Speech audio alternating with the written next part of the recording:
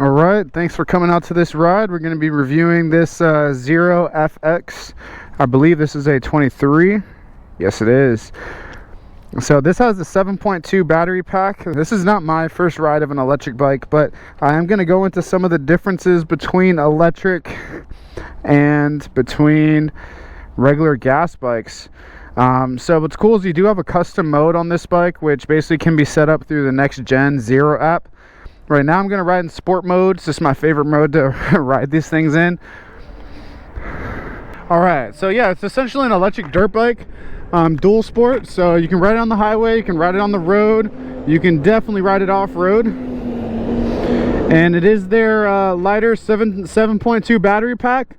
You know, average range, it really varies anywhere from, 60 miles, I believe, down to all the way down to 40 and 30 if you're using most of your range on the highway. So what I want to show you guys is range. There we go. Pretty much, if you don't see what I did there, I just hit select, that goes away. So yeah, as is, about 84 miles. I bet you're gonna see this get adjusted pretty quickly for the highway. 84 is pretty generous. But yeah, super light platform. I'm riding with some knobby cross tires on here, so I'm not going to go insane in the corners. But yeah, 0 to 60 is where these bikes absolutely shine. And then same with the brakes and the suspension. These things are gnarly. Yeah. Oh, it's so quick. And it's instant torque. There is no clutch. There's no transmission. Pretty much just roll onto the throttle, see what happens. And in sport mode, I'm pretty happy here, getting up to 65. No issues. Now, I'm not looking to get in the mix on the left lane over there. The fast lane is going to get me killed or shoot my range. And as you can see at 60, roll on, I have torque to still make a pass. So this bike is plenty comfortable going a little bit higher than highway speeds. Now, this is not advertised as a long-range highway bike. It is literally just a dual sport. And if you think about the likes of the DRZ 400, it's not like dual sports do all that well on the highways. So I'd say wow. I'd say this bike could be much slower and I'd forgive it. It was plenty fast right there, but I did lose about 6 miles of range on probably a quarter of a mile on the highway. Kind of gives it some perspective of how bad this bike really is for highway range. But in every other way, this bike is amazing. I'm telling you, really good at the brakes. This is not a sport bike, so I'm even going to do some of the dirt bike-esque kind of stuff right here. Ooh, yep, with the Vans on. So yeah, this bike is super torquey. That's what these electric anything is really about, is instant torque.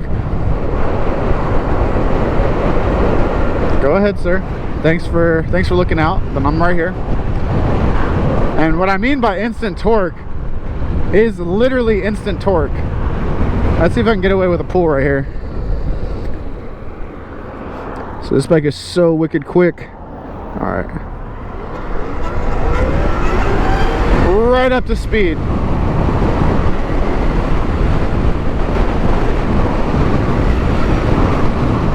over that bump nicely.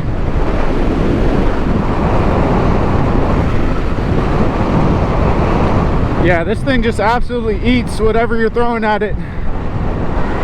It sort of reminds me of the DSRX. Just obviously a lot less weight, a lot easier to throw around, and much more better setup for the dirt and enduro kind of riding. So this bike does still have ABS and traction control, which does help you keep this thing in control. And it has regenerative braking, which is pretty cool. It helps keep some of the range in the bike, which is why this bike is better at city streets rather than highways.